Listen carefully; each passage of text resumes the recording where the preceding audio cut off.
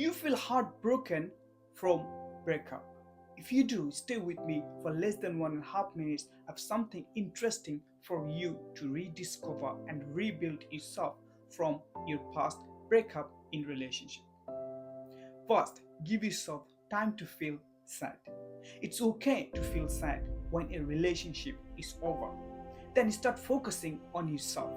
Do things that makes you happy, like hobbies or spending time with friends and family. It's important to take care of your health too, like eating well and getting enough sleep. Talk about your feelings with people you trust. It helps a lot. Remember, it's okay to ask for help if you need it. Slowly, you will start to feel better. Focus on what you learned from the relationship and how you have grown. When you do that, this is a time for new beginning. You can rediscover yourself and what makes you happy. With each day, you'll get stronger and find new joy in your life. Stay tuned for more.